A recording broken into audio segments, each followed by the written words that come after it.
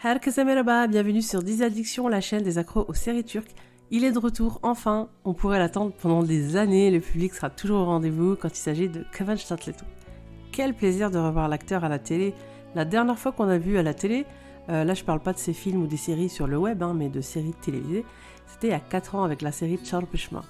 Quant à Serenay Sarıkaya, c'est pire, ça fait presque une décennie qu'on l'a pas vu à la télé depuis la série Medcezir. C'est la première fois qu'on découvre ce duo. Pour l'instant, moi, personnellement, j'ai pas accroché de fou sur leur alchimie, mais je juge jamais sur un premier épisode. Parlons du scénario et des acteurs principaux, parce que la série ne se résume pas au binôme tant attendu. Le thème général de la série, Aile, comme son nom l'indique, c'est la famille. L'histoire nous plonge dans les coulisses d'une famille spéciale, la famille Soykan, dont à la tête se trouve Aslan. En face, on a Devin, une psychologue qu'il va rencontrer dans un avion et qui sera sa confidente, et même plus. Aile, c'est une adaptation de la série américaine Les Sopranos, décrite comme la meilleure série de tous les temps. Je suis pas d'accord.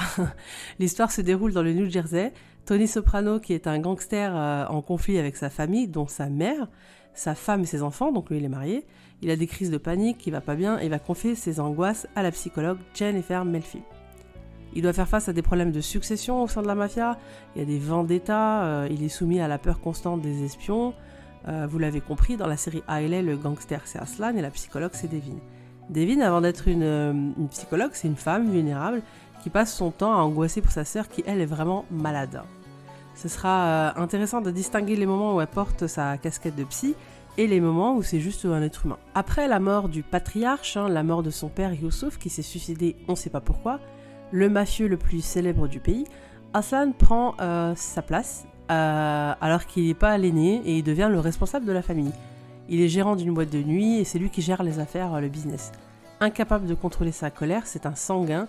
Ça tombe bien, il est tombé sur une psychologue qui pourrait l'aider à réguler ses émotions. Et bien plus, puisque apparemment, à ce qui paraît, c'est peut-être un manipulateur, un narcissique, selon son ex-petite amie.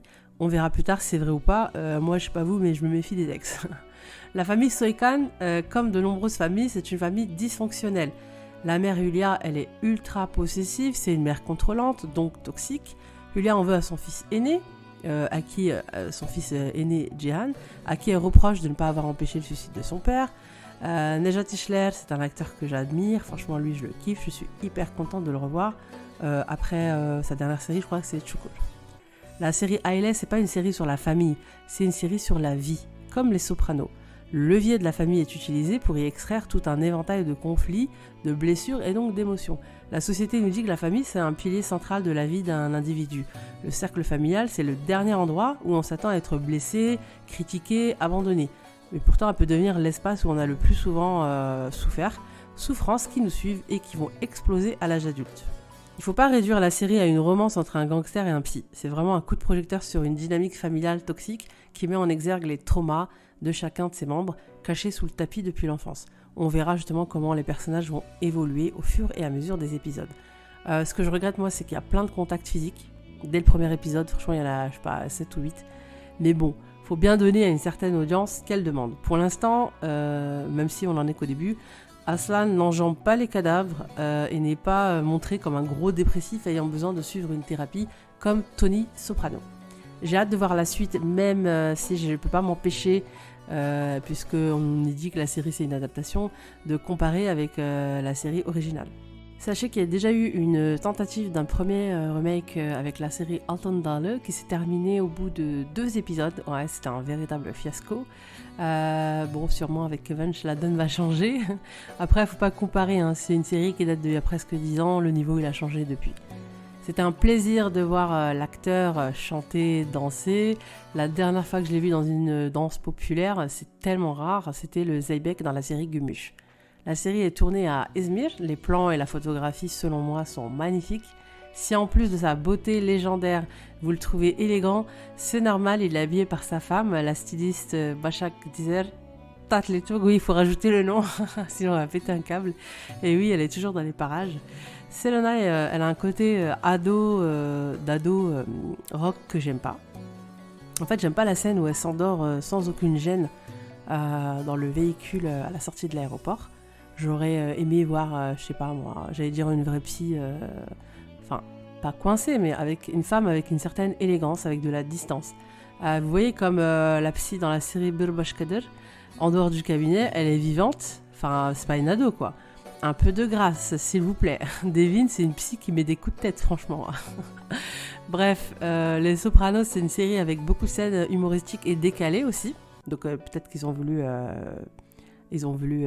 rajouter un côté décalé, je sais pas.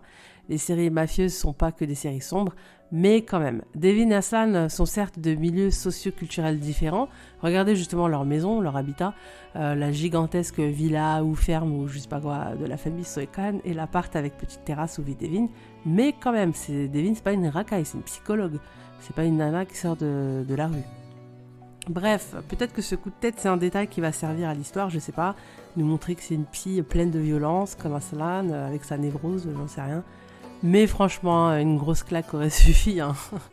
Sinon, l'actrice Noor Surer, elle est géniale, j'ai adoré son interprétation magistrale dans le personnage de Feride dans la série Jam Dakekuz. Mais le problème, c'est que Feride, c'était aussi une mère contrôlante, donc j'arrive pas à moi à défusionner. J'aimerais la voir dans un rôle radicalement opposé dans son prochain projet. Inch'Allah. Il paraît que la série va être bouclée en une saison durant 30 épisodes à la demande de Kevanch. Dites-moi si vous avez regardé ce premier épisode, si vous attendez, parce qu'il y en a qui attendent, si vous avez apprécié ou pas, et surtout pourquoi, ou bien est-ce que vous regardez la série juste pour le plaisir des yeux. Merci à vous et à bientôt pour une nouvelle vidéo. Salam!